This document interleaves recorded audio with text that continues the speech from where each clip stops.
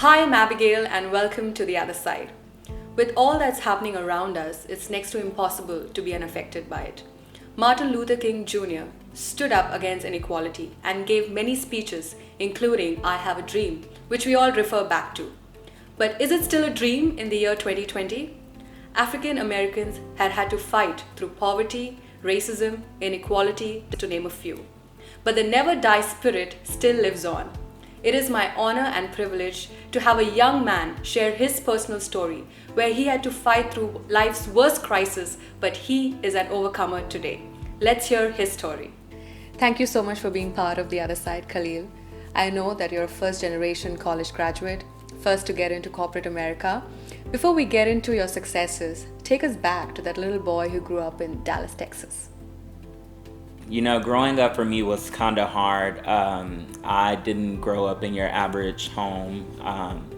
Being the first in my family to go to college, I was one out of four kids. And when I was younger, my mom went to prison at that time I was 8 years old, and grew up without my dad being in my life. And so my grandmother ended up taking care of all of us. And I was a mama's boy, so for me to have lost my mom to the system was one of the hardest things that I ever had to experience.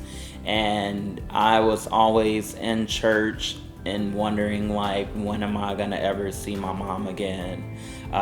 Praying about it and all of those things. And I think my faith was something that kept me going through that time, and I always wanted something better for my life. And I know that she sacrificed a lot to make sure that her kids had what we needed in order to survive. And after she went away for about 3.5, 4 years, my grandmother took care of us, and had to take care of her responsibility in making sure that we had everything that we needed in order to survive.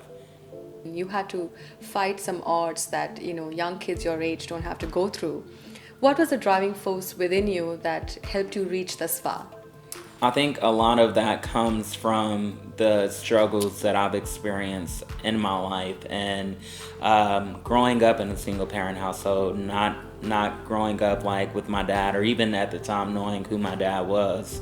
I think that was like one of the hardest things to do, because I would see where I could go to school and there would be people who maybe getting dropped off by their dad, or they know exactly who their dad is. And for me, I think that was one of my biggest problems growing up. I mean, my mom put us in football. Me and my two brothers, we were in football playing Pop Warner. And I kind of, saw that those are some of the things that I didn't like to do at a young age.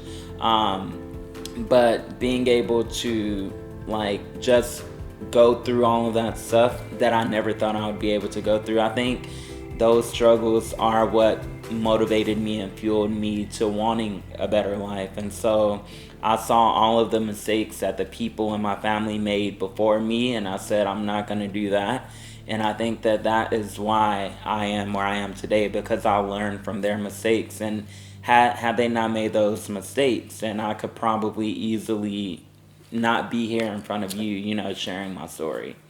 Yeah, that's true. You went on to become a graduate. You entered corporate America, which was your dream. How did you feel when you reached these milestones?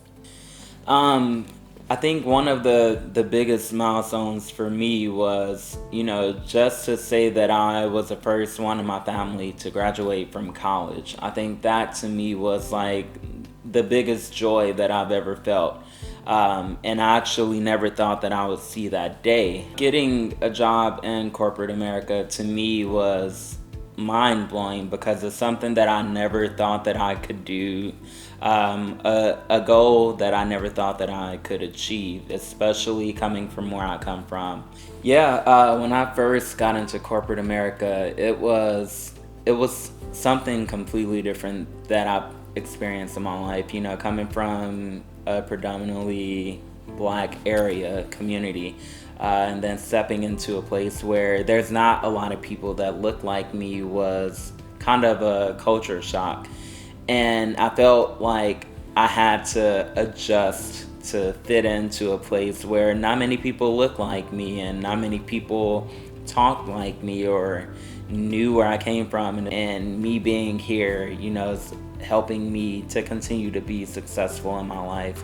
And it's a place that I never thought I would be, from growing up not having anything and being able to be the first in my family to graduate college and have a job in corporate America. Like, it's something that I've always dreamed of, is creating a better life for not only myself but for my family. That's something that I've always wanted to do.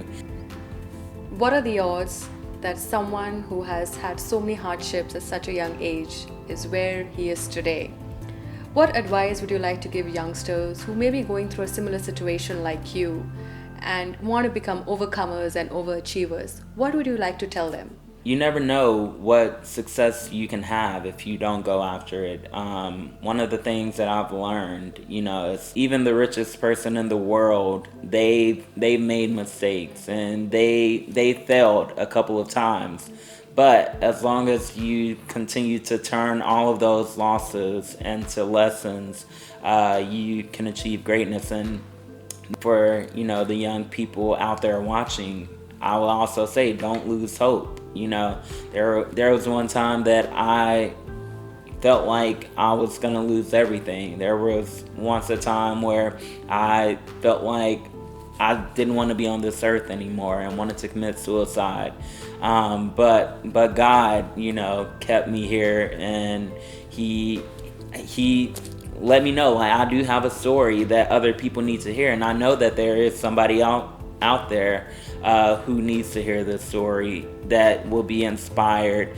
And I just want to say, like, hey, if I can do it, a young black boy who grew up in the hood, not a lot of opportunity, I didn't come from a rich family, but I had something and people were looking out for me always. And so I was grateful for that. And as long as you don't let your situation become your destination, you can achieve the greatness that you want to achieve.